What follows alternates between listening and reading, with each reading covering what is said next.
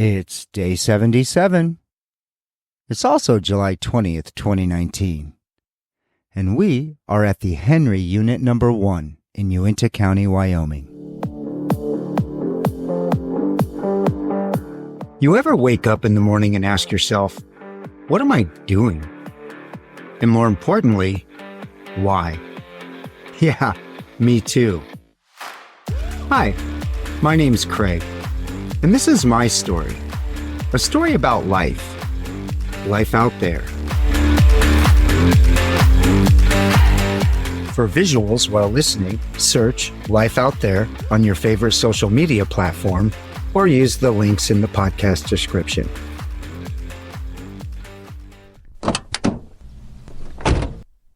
Henry Unit? Number 1? That's what the sign said. Google Maps added the Uinta County, Wyoming part. From our overnight stop near the Muddy Creek Switchback, we'd continue our travels across the southwestern corner of Wyoming.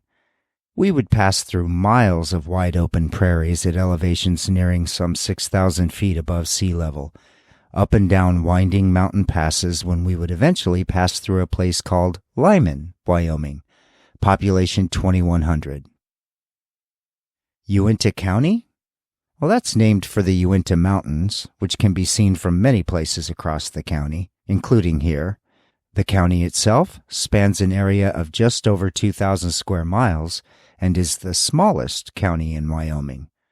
But even so, it's twice the size of Rhode Island, giving one a pretty good idea of the wide open spaces we've driven into. And just as every time I pass through one of these small towns that seem like they're in the middle of nowhere, I'm always curious, who lives here and why? A stop at a rest area just outside Lyman for breakfast would lead to some time on the internet learning that folks in Lyman, like many of these small towns, they have access to basic shopping needs and eateries. There's even a clinic in Lyman. But any serious shopping or medical needs, they'll have to drive some 40 miles or so. So why Lyman? In this town's case, it's likely because of, first of all, just that, the opportunity to live in a rural setting and enjoy all life has to offer out here, with larger areas like Evanston, population around 12,000, or Rock Springs, population some 23,000, well within reach. The area in general would be settled in the late 1800s, first founded as a Mormon agricultural community. The fertile lands, in particular along the rivers, were found to be perfect for cattle ranchers and farmers alike, making it a player in the agricultural community early on. And Mormon settlement, I wondered? Well, I'd learned that in the mid-1800s, like much of the population back east, folks would set out to head west and find their fortunes. Mormons in particular were departing the Illinois area in search of not only their fortunes and future, but religious freedom as well. In the years leading up to their migration west, Mormons faced acceptance challenges, even persecution as a result of their differing religious beliefs. Heading west, the earliest of Mormon settlers would first land in the Salt Lake Valley of Utah, where, as we all know, they maintain a dominant presence to this day, with the church's headquarters still based in Salt Lake City. Over time, the faith would continue to push west in search of new opportunity, and their presence would soon be established in this area of Wyoming. And some 120 years later, their presence in the area is not as dominant as it once was, but there's still plenty of examples of the descendants of these early settlers living in and prospering in the area. While agriculture remains the dominant driver in the area's economy, in more recent years, attraction to the Lyman area might just be a little bit because of a mineral called Trona. 2 hours ago, I didn't even know what Trona was. But now, I know that a couple of different companies plan to invest nearly $6 billion in mining facilities in the Green River, Wyoming area, just some 50 miles or so up the road from Lyman.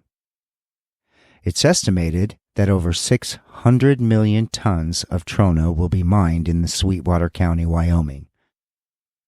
Production is expected to peak in 2025, employing over 4,000 people. The odds are a few of those folks might just call Lyman home. And this Trona? It's a naturally occurring mineral that's primarily used to produce soda ash. Technical term? Sodium carbonate. That didn't really mean much to me until I read that this soda ash is used in the manufacture of glass, as well as being used in water treatment and chemical production of all sorts, making it a very high-demand product in the world of global commerce we live in today. And Wyoming just happens to host the world's largest known deposit of Trona, accounting for 90% of the country's annual usage of soda ash.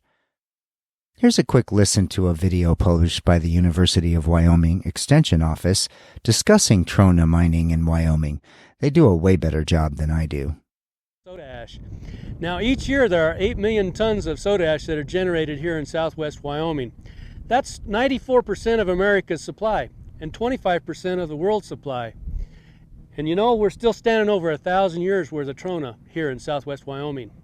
Well, clearly Trona mining is very important in Wyoming, but what is Trona and how did it get here? Well, 50 million years ago, erupting volcanoes of the Great Basin region deposited ash into a huge lake covering much of southwestern Wyoming. That sodium-rich ash mixed with the lake's carbon dioxide from decaying plant material and with other minerals to form Trona. This mine's mining from about 1,600 feet down, and this Trona area is the world's largest deposit. Trona is mined so that we can produce soda ash, which is then used to produce glass, chemicals, soaps, paper, the ever-present baking soda, and even for water treatment. So Trona and the soda ash that comes from it is an extremely important constituent of our everyday lives. And Wyoming is blessed to have a world-class reserve of this important natural resource. From the University of Wyoming Cooperative Extension Service, I'm Eric Peterson. We would continue out of Lyman when scenery began to shift a bit from those wide-open high mountain prairies to the more rocky mountainous-looking areas. And we had just climbed up through to an elevation of around 7,000 feet when we dropped down from a bluff, and then it happened again. A gravel drive to the left, and a cattle guard. Stopped in the middle of the two-lane. Not like traffic was building up behind us. In fact, turns out we'd spend the next 4 or 5 hours here and not see a single car pass by. Man, I love it out here. Anyway, sat there on the road for a couple minutes inspecting, well, I didn't really know what it was I was looking at. It was a gravel driveway down off the two-lane and into a large leveled-out area with a bunch of stuff on two sides of it. A massive generator was running at one end of it, a whole bunch of big industrial-type pipes, and 3 pretty large holding tanks of some sort. No gate, no signs telling us to keep out, just that cattle guard. Told you, cattle guards, they equal pretty cool stuff. But before I pulled off onto the driveway, I was concerned a little bit with the drop. We would be pulling down into and then back up out of a bit of a slight ditch. And I wasn't sure if the tail end of a 32-foot RV would clear, not to mention that little electric car back there behind us. So I figured, just go slow. If it looked like we wouldn't clear, just back out onto the road. So here we go. The front end of the RV dropped down into the driveway, and then as it started to climb back out, I was watching the rear view pretty closely, and it looked like the back end was getting close, so I put it in park, hopped out for a look. Dropped down for a peek underneath the RV and saw, yep, we were pretty close, but I also saw wheels. There were these big wheels attached to the frame of the motorhome, like caster thingies. Definitely heavy duty and big. And it was obvious that the wheels on these casters were going to touch the ground before anything else. And I laid there in the dirt in the middle of nowhere, Wyoming, figuring out what these caster thingies were doing. They would hit the ground first and maintain clearance between the ground and the large rear bumper of the RV and protect the trailer behind us. I have no idea why I was so excited to learn at that moment that situations just like this one had been thought through and incorporated into the design of this 30-year-old bad boy of ours. And that perhaps we could maybe even go more places than I had even imagined.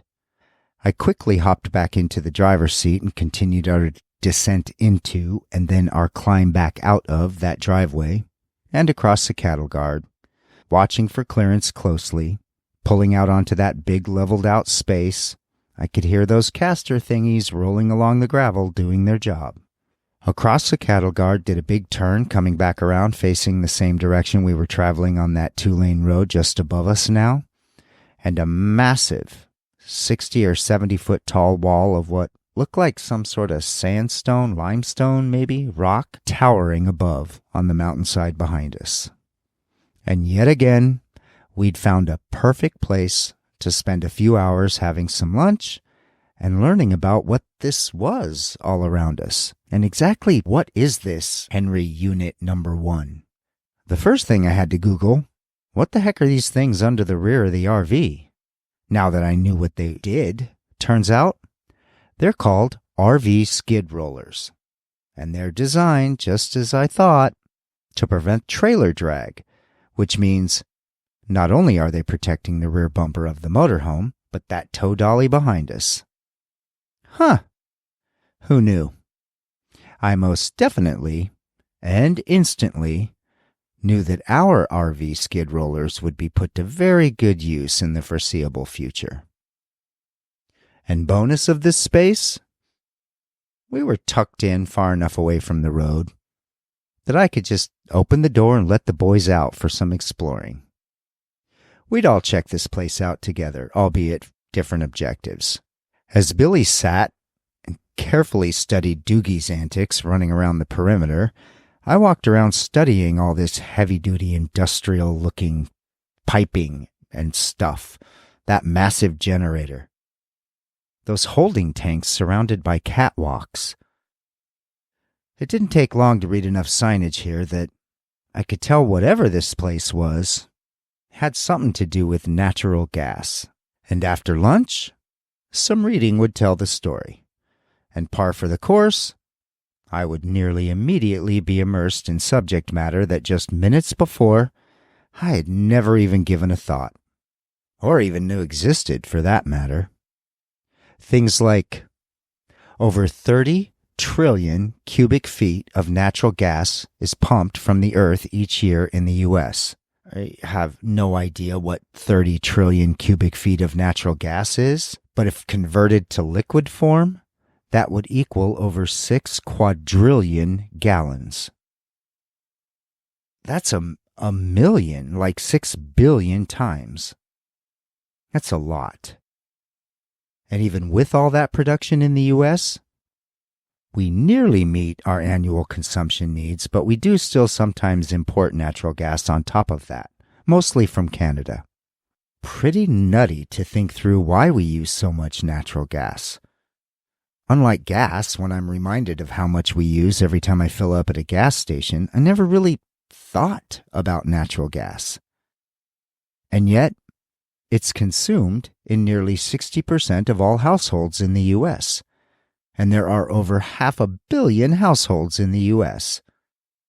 So that means somewhere around 300 million or so houses use natural gas for at least one of their utility needs. In addition, natural gas is used across industry in the U.S. in varying forms of production, and it's even used in the manufacture of electricity. And all this from a fossil fuel that started out millions of years ago, just like oil, as organic material on the surface of the earth, being buried by layer upon layer of non-organic material during various geological activity shifts on and from within the earth. The difference between oil and natural gas would be that in various geological conditions, extreme compression would be created above the organic material, pushing it closer to the heat from deep within the Earth's core, and ultimately vaporizing the material, creating a layer of methane gas, which we now call natural gas. And all this leads to a place like where we're sitting today. It's called a compressor station. I've also seen it referred to as a condensate station. See, as natural gas is pumped from the earth, it reaches the surface with a certain level of condensate in the mix, the result of changing temperatures as it rises through to the Earth's surface. This combination of methane gas and condensate is an extremely volatile, explosive, and dangerous material. At the pump head on the surface, the material passes through equipment that separates the condensate from the gas, moving the gas through extremely high-pressure pipelines to its next destination. As the gas moves through these pipelines, changes in temperature can provide opportunity for condensate to form once again. Compressor stations, just like this one, are strategically placed along these pipelines to manage the condensate levels in the gas as they move through the area, which explains the large holding tanks along with a series of pipes and equipment that work to filter out unwanted condensate. It also has to maintain the proper pressure levels in the pipeline. A constant power source is needed to run all this equipment, so a combination of solar and generator equipment have been installed to meet the power needs. The generators used usually run on natural gas and are directly tied into the product moving through the station, meaning there's an endless supply of fuel. While natural gas pump stations do exist in Wyoming, not very much natural gas is actually pumped in Wyoming, but a lot of it moves across Wyoming. At the top of the list of natural gas producers, you'll find places like Texas, Pennsylvania, Louisiana, West Virginia, and Oklahoma. Sitting in the middle of all this modern-day equipment and learning about how natural gas happens and how it's used today, fascinating to learn that the use of natural gas dates back some 6,000 years. Ancient writing and petroglyphs indicate that natives in places like Persia and China discovered natural seepage areas in which, when ignited by an external source, the resulting never-ending flames would be used for all sorts of religious rituals, as well as continuing man's experimentation with the different ways the power of flame could be harnessed. Similar activity is documented among Native Americans in the Lake Erie area of the U.S. The first documented natural gas well would eventually be drilled in China as man continued to look for new sources of this magical gas. In the U.S., the first natural gas well would be drilled in New York. Closing the laptop for some lunch and another walk around the space, this time focusing on studying this massive rock wall behind us.